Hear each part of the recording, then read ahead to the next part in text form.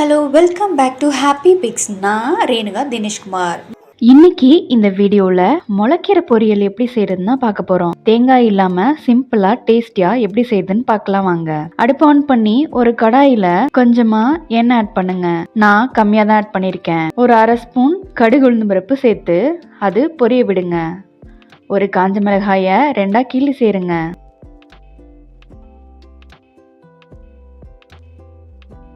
அது நல்லா பொரிஞ்சதுக்கு அப்புறமா சின்ன வெங்காயம் ஒரு 10 சின்ன வெங்காயத்தை நான் பொடியாக கட் பண்ணி சேர்க்குறேன்.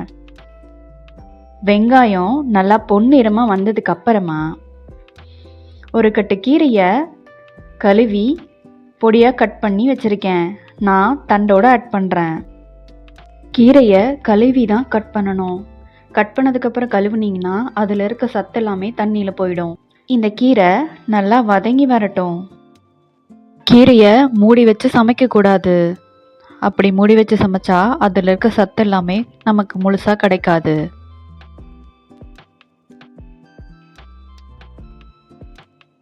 ஒரு 1/4 டம்ளர் அளவு தண்ணி ஆட் பண்ணிக்கோங்க.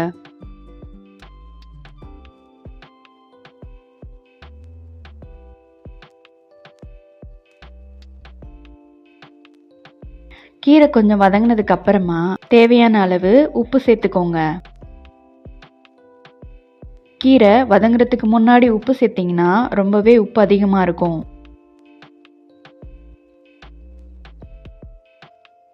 நம்ம தேங்காய்க்கு பதிலாக ஒரு பொடி தான் ஆட் பண்ண போகிறோம். அது எப்படி செய்யுதுன்னு பார்க்கலாம். ஒரு கைப்பிடி வேர்க்கடலை, 3 காய்ந்த மிளகா, 4 பல்லு பூண்டு. எண்ணெய் இல்லாமல் இதை வறுத்து எடுத்துக்கோங்க. இதை மிக்சியில் கொரகொரப்பாக அரைச்சி எடுத்துக்கோங்க. இந்த பொடியை கீரை வெந்ததுக்கு அப்புறமா நிறுத்த போகிறதுக்கு முன்னாடி ஆட் பண்ணிட்டு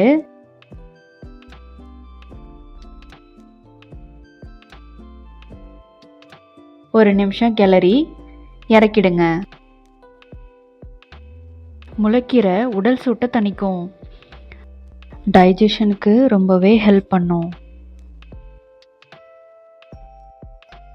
அவ்வளோதான், சிம்பிளான சுவையான கீரை ரெடி. என் வீடியோ பிடிச்சிருந்தா லைக் அண்ட் ஷேர் பண்ணுங்க. என் சேனலை சப்ஸ்கிரைப் பண்ண மறந்துடாதீங்க.